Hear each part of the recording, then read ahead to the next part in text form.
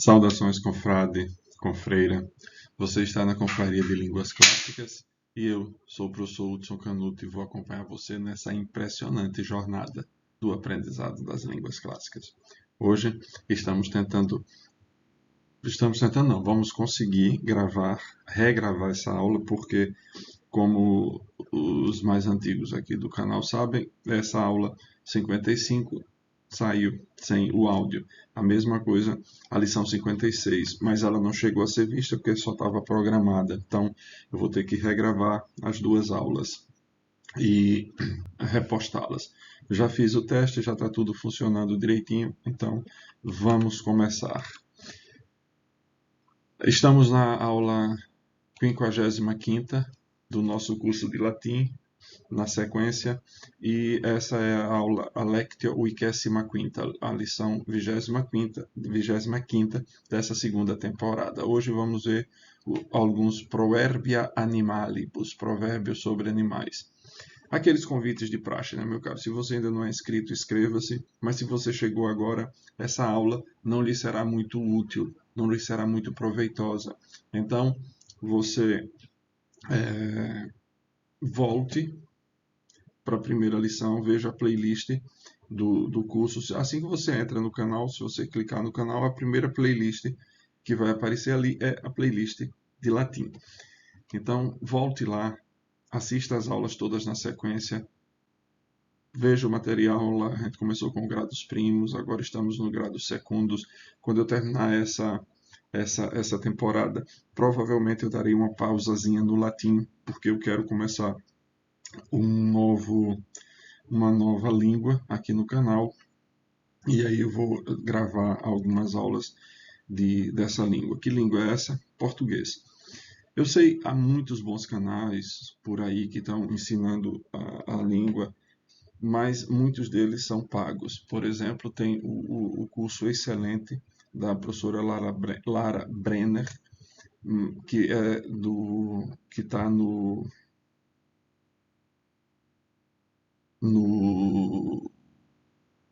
na Brasil Paralelo. É um curso excelente. A professora Lara Brenner é fabulosa. Aqui, muito provavelmente, eu deverei usar muitas das coisas dela, mas aqui em cima, vocês estão vendo, a maioria disso daqui, olha, daqui para cá é só gramática. Então, tem muita coisa. Então, talvez a preparação do curso seja um pouquinho lenta, porque quero fazê-lo o mais suave possível.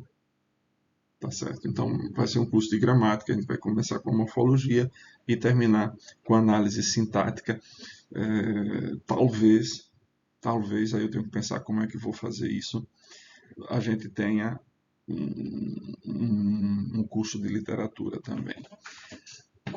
Se vocês se preocuparem com o brasão, porque aqui só aparecem 3 línguas, vocês já sabem que o L, aqui é o gama e aqui é o aleph.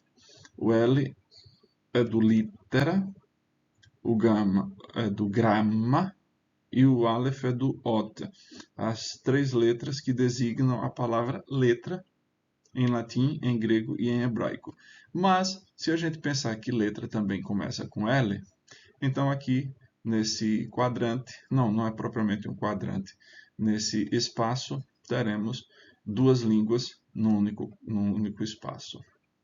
Estamos na página 117 e 118 desse material do Grado dos Primos e vamos à nossa aula. Na aula passada ficou uma lição para ser feita, que era uma versão. Até então a gente vinha fazendo lições curtinhas, traduções curtinhas. Agora apareceu a tradução de um texto grande, né? Mas ele é só grande.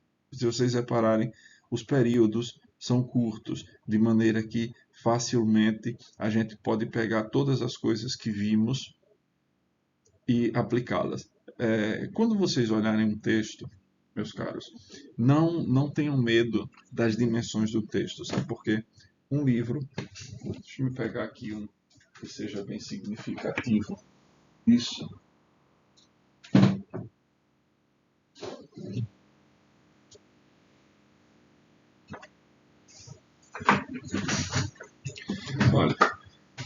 Esse livro aqui tem, deixa-me só ver quantas páginas.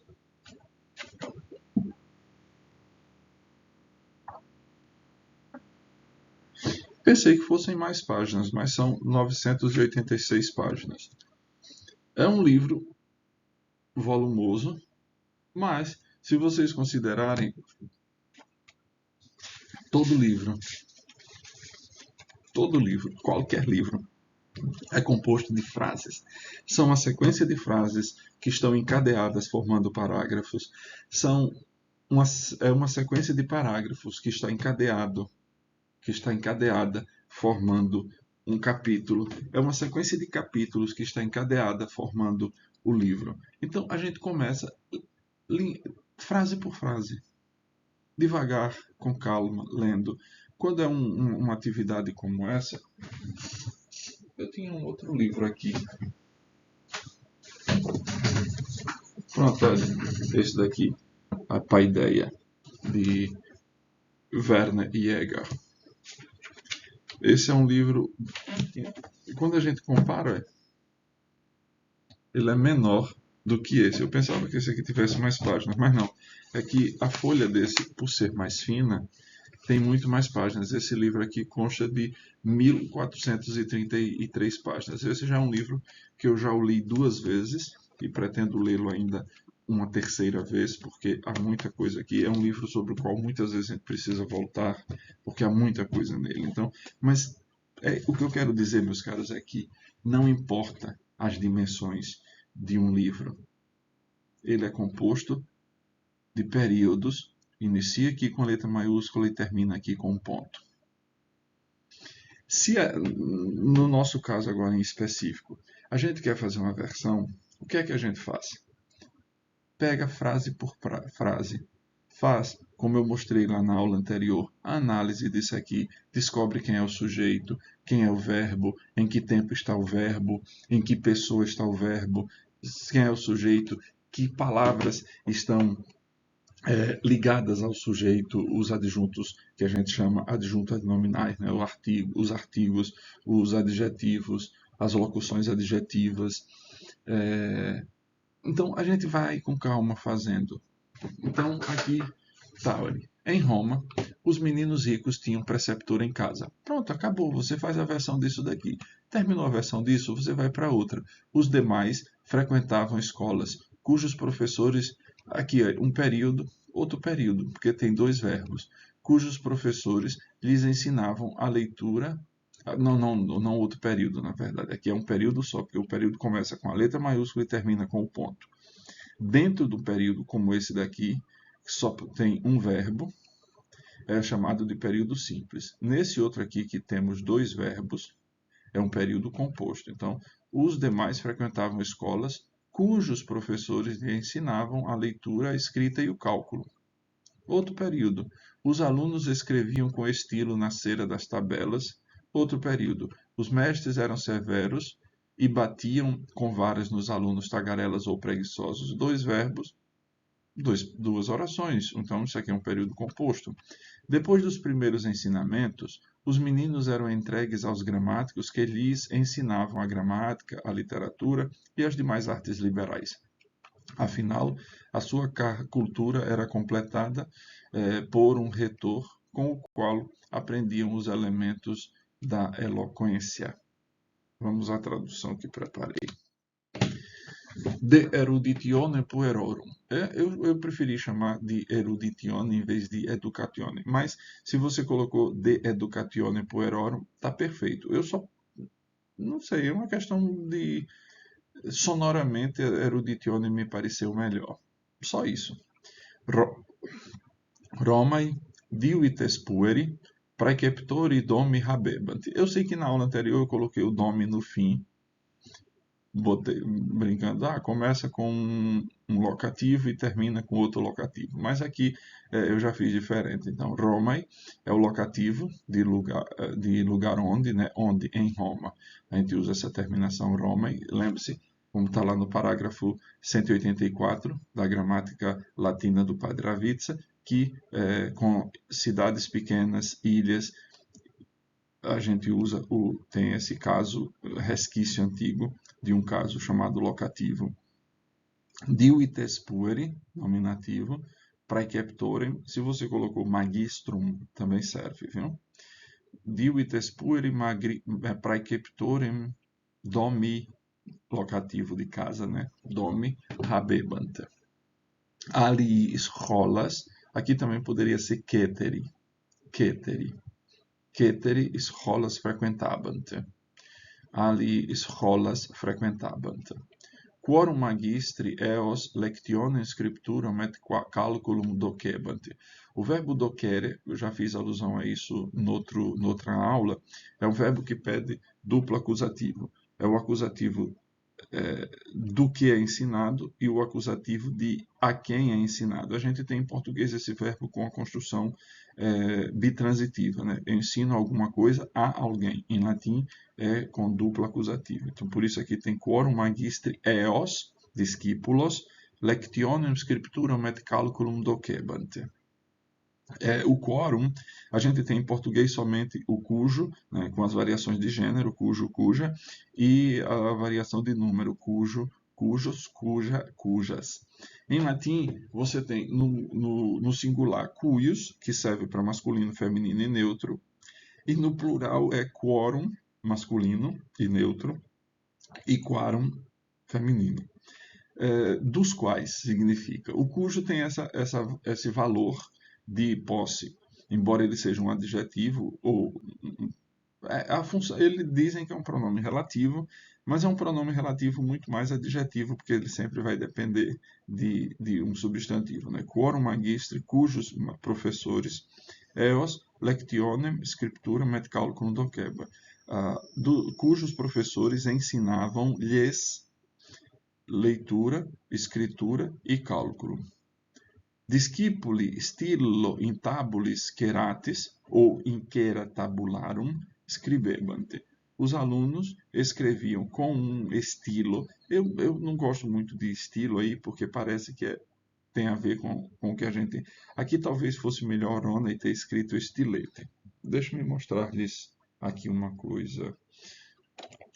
Acho que vocês conhecem. Já ouviram falar, ou já viram, ou tem uma caneta chamada caneta tinteiro. A caneta tinteiro, ela é chamada de estilográfica, porque, vejam,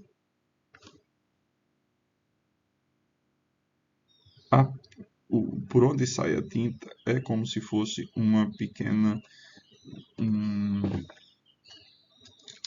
uma ponta bem fina, que era usada. Os alunos escreviam, abriam as tabuinhas, a tabuinha era encerada, botavam cera de abelha e eles escreviam ali. Ela tinha um fundo mais escuro e aquela cera da abelha um pouco amarelada, e aí eles escreviam e a escrita aparecia. É claro que é como se fossem os nossos cadernos, uma coisa assim. Só que eles não tinham a possibilidade de guardar.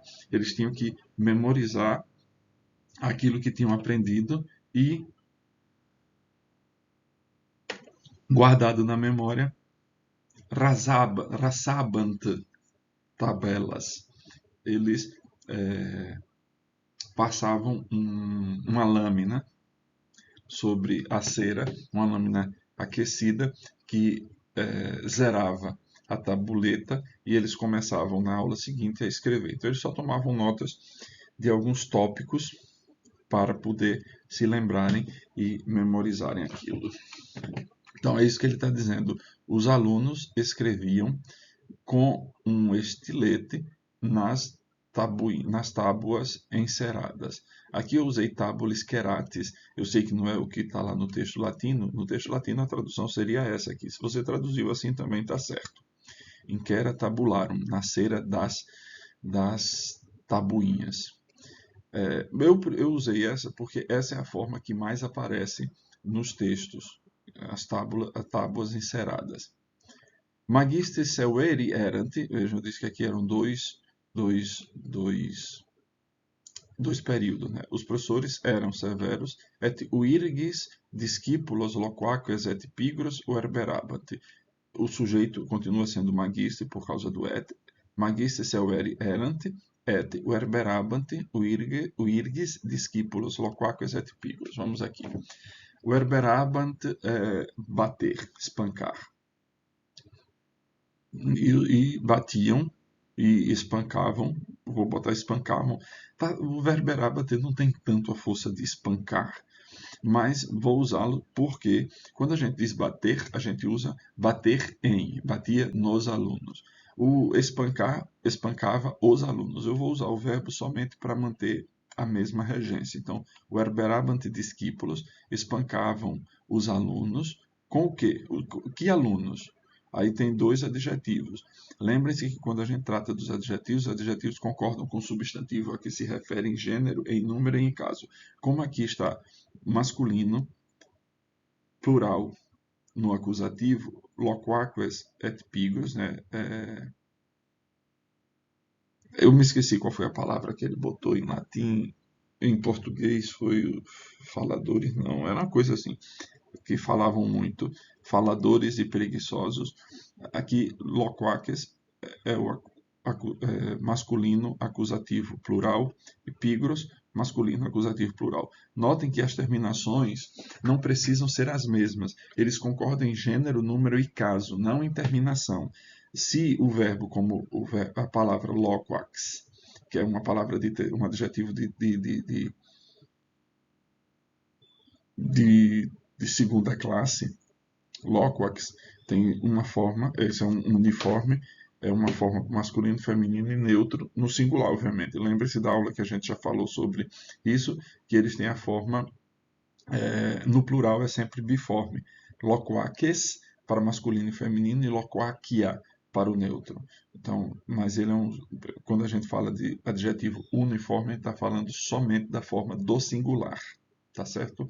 Então, aqui é um adjetivo de terceira declinação, por ele ser de segunda classe. Obviamente, por ser de segunda classe, por ser de terceira declinação, ele vai ter a terminação do acusativo masculino plural, que termina em ES.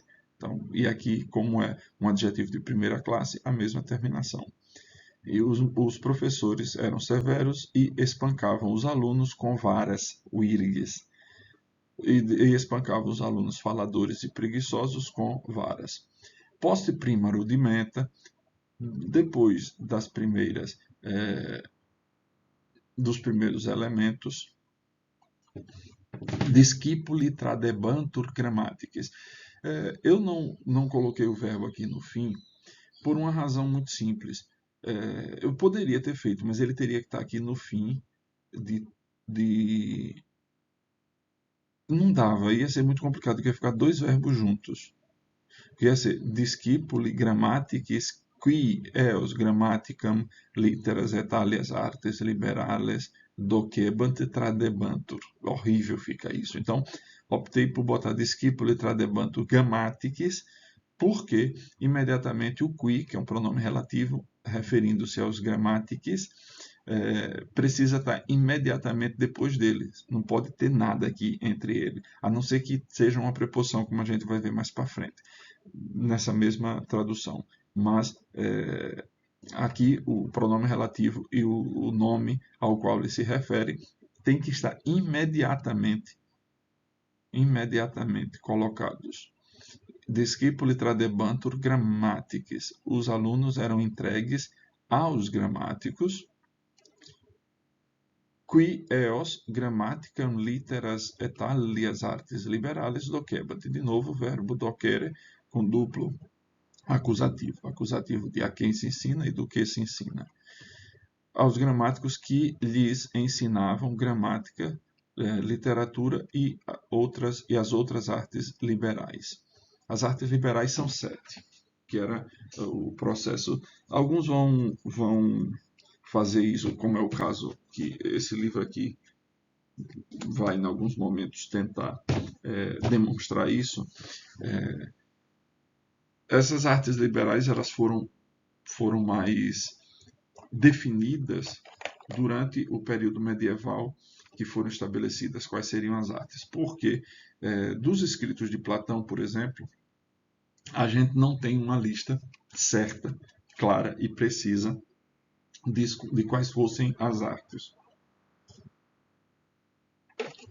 Umas horas, Platão faz uma lista que coloca uma sequência diferente de outra lista que vai aparecer no outro livro, de maneira que as 7 artes liberais, quando vocês ouvirem falar, referem, obviamente, às 7, que são as 3 primeiras, são chamadas de trivium, o triplo caminho, que são a gramática, a lógica e a retórica, e depois o quadrivium. Essas artes 3 primeiras do trivium são chamadas artes da linguagem, porque é como a gente usa a linguagem, a gramática, através de combinação de símbolos, a lógica através da combinação de sentenças, e a retórica, a expressão dessas combinações. E as últimas 4 artes liberais, chamadas quadrivium, que significa os 4 caminhos, né, o caminho quádruplo, que são a geometria, geometria,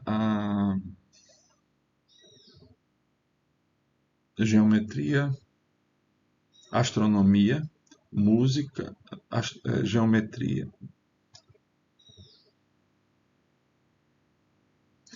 Deus.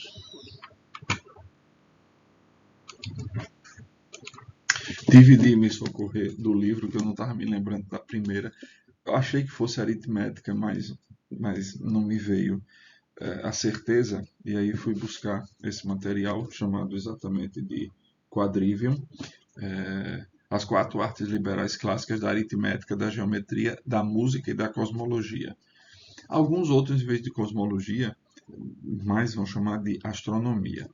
A astronomia, vocês entendem a astronomia diferentemente daquele nome astronomia ou astrologia, que durante o período medieval, essa separação é uma separação moderna. Antes eram a mesma coisa. Talvez por isso aqui tenham optado por cosmologia. Mas não é tanto cosmologia, porque assim, a aritmética é a arte dos números. A música, que é a disciplina correlata com a aritmética, é a arte de combinar os números. Porque a música o que vai fazer é, na sequência, fazer uma combinação numérica de notas que são mais curtas, mais longas, mais altas, mais baixas, e pausas que são momentos de silêncio que serão mais curtos ou mais breves. Então, é isso que entende. Quando você vai para a geometria, que é a ciência que estuda o número no espaço, assim, na geometria você estuda o plano e os sólidos, geometria plana e geometria espacial. E daí você aprende as medições, mas também a calcular os movimentos dos astros. Tudo é feito. Se você pensar, por exemplo, você pega hoje no seu celular e faz liga o GPS e se encontra, vai para onde você quiser. Se você pensar lá durante o período das grandes descobertas, cujo GPS era um astrolábio, o que era o astrolábio? O astrolábio era um rudimento do que era o GPS. Você mirava na estrela que você tomava como ponto de referência. Obviamente tinha que ser uma estrela conhecida, porque você tinha que saber uma série de outras informações para fazer a triangulação. Triângulo, figura geométrica. E através dessa triangulação, os matemáticos que iam na equipe faziam os cálculos de em que parte do globo as pessoas estavam, aquela embarcação estava. E através desse instrumento do astrolábio, obviamente da astronomia e da geometria, conseguiram fazer os traçados durante o período medieval dos mapas que nós temos hoje com uma excelente precisão, porque eles usavam a geometria e a astronomia para fazerem esses cálculos e essas medições todas. Então, é isso aqui que está se referindo quando fala de artes liberales: gramática, lógica, retórica, aritmética, geometria, música e astronomia. Denique eorum educatio complebatur. Finalmente, eu não gostei muito daquele uso daquele afinal ali.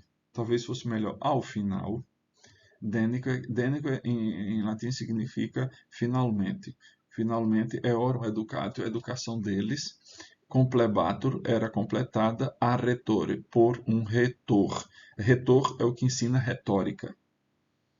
A quo rudimenta eloquentia discebant, do qual, ou com o qual, aprendiam os rudimentos da eloquência. Ou, se você preferir, poderia traduzir, em vez de a quo, para não ficar a retore a quo, essa repetição desse a, preposição aqui, usar o qui rudimenta eloquentia docebant. Aqui eu fiz errado, é docebant, que ensinavam. Não, é retore, está no singular, então qui docebat mesmo, que ensinava os rudimentos da eloquência. Certo, meus caros? Se não ficou exatamente igual, não tem problema.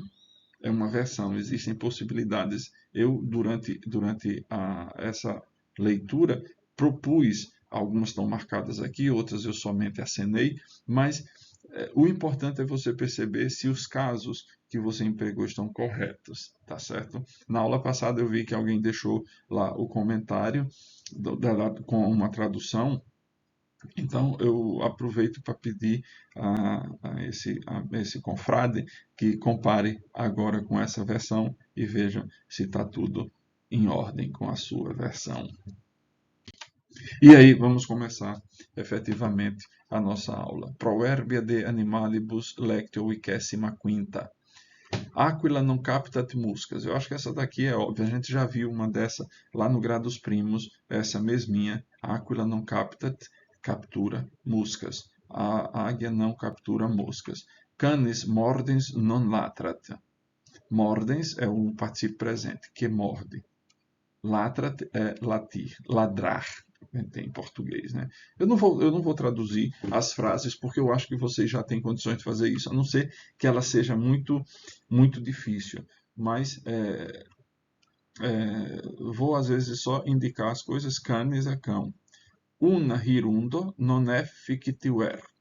Una é o numeral mesmo, uma só. Hirundo é a andorinha. Non efficit ver. Aqui também, às vezes, se encontra non facit ver. A gente tem até um ditado em português que é isso daqui mesmo. Rara avis, cara avis. Aqui, a ave rara é uma ave cara, querida. Isso no sentido de que aquilo que não é frequente, aquilo que é raro, que é esporádico, essa coisa é mais... aquilo que demanda mais esforço é aquilo que a gente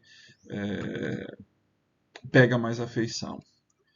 Quod licet, aqui na verdade isso é separado, viu? Parece junto, mas é separado. É quod licet Iovi, non licet bovi. Aqui é brincadeira com a rima Iovi, bovi. O que agrada a Jove não agrada ao boi.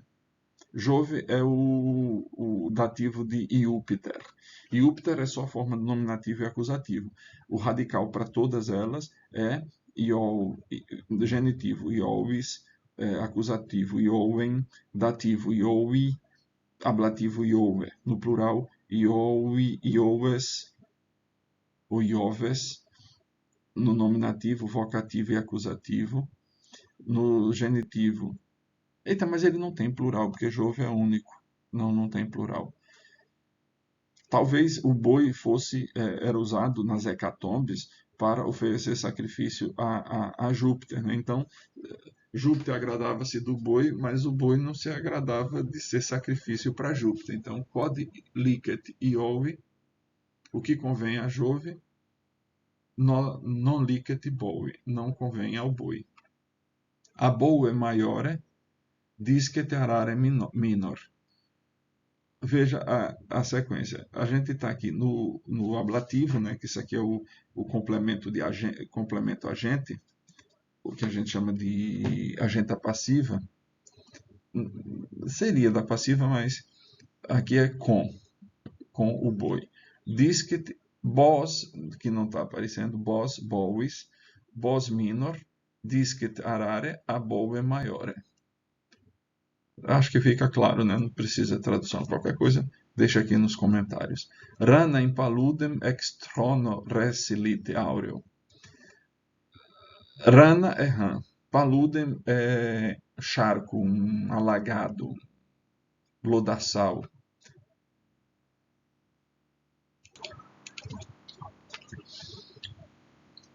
Aí veja, essa daqui talvez seja interessante traduzi-la. Rana, na ordem direta. Rana resilit ex trono aureo in paludem. Aqui é o movimento de lugar para onde. In mais acusativo.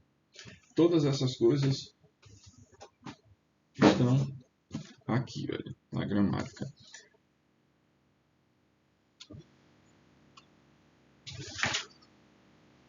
Lugar para onde? Parágrafo 183. O nome do lugar para onde alguém se dirige vai para o acusativo com in, entrada num lugar, e ad, se for aproximação ao lugar. Por exemplo, vou para a cidade, eo in urbem.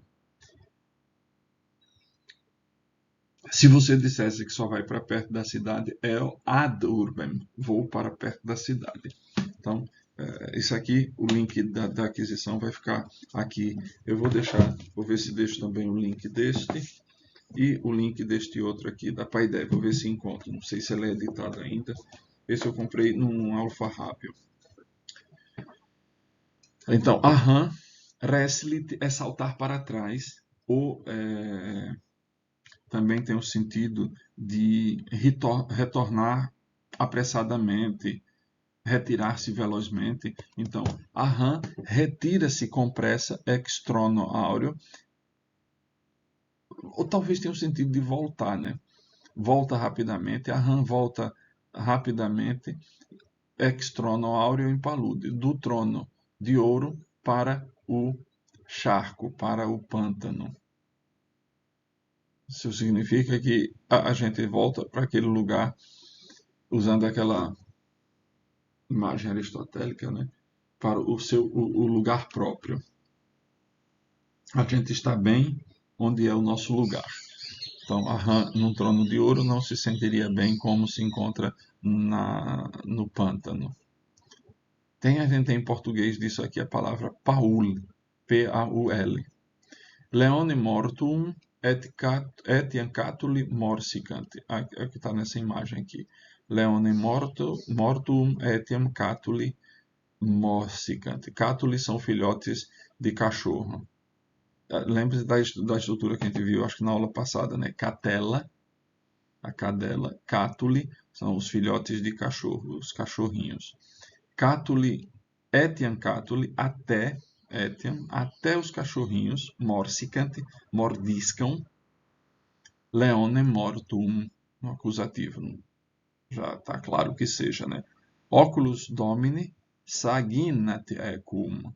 A gente em português diz que o olho do dono engorda o rebanho. É o que está dito aqui, só que em vez de rebanho ele usou ecum. O olho do dono engorda o cavalo. Luna latrantes canes non curat. Luna non curat latrantes canes. Esse aqui é o acusativo. Non curat o quê? A lua não se ocupa com os cachorros latindo. Ainda que eles estejam fazendo louvores à lua, ela não está nem aí, nem vai chegando para eles. Aqui está outra leitura que deve ser feita a versão, como foi feita da aula passada, fizemos hoje. Na próxima aula faremos dessa aqui, do amor da leitura. A leitura é necessária. Lendo, aprendemos muitas coisas. Os livros apresentam-nos modelos que devem ser imitados e vícios que devem ser modelos que devem ser imitados e vícios que devem ser evitados. Escolher bem as leituras é uma arte. Procurai sempre as obras dos bons autores que instruem comovendo. Lede para alimentar a vossa inteligência. Nos livros, os grandes homens de todas as épocas falam conosco, dão-nos conselhos, transmitem tudo o que sabiam. Quem não gosta da leitura, aqui não deveria ter essa vírgula, quem não gosta de leitura não pode ser um homem culto. Façam a versão, na próxima aula trarei a minha versão e, obviamente, se for o caso, apresento também algumas possibilidades. E aí, meus caros, chegamos ao fim dessa aula. Agora, eu já testei, efetivamente o som está aparecendo, não vai dar o problema, como eu sempre acreditei que estava sendo captado o som, e gravei 2 aulas. Vou dizer inutilmente, porque a aula ficou feita, mas não teve som, é mesmo que nada. Se vocês chegaram até aqui, meus caros, não se esqueçam de dar um curtir, de compartilhar essa aula, falar desse canal para os seus amigos. Lembrem-se que a gente vai ter em breve, não vou estipular tempo, porque eu tenho que deixar um cronograma, como tenho para o latim, como tenho para o grego, como tenho para o hebraico, mesmo que grego e hebraico estejam meio parados, porque o tempo só está me permitindo gravar essa aula de latim.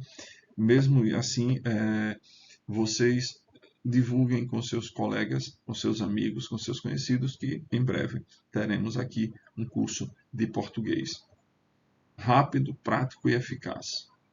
Tá certo?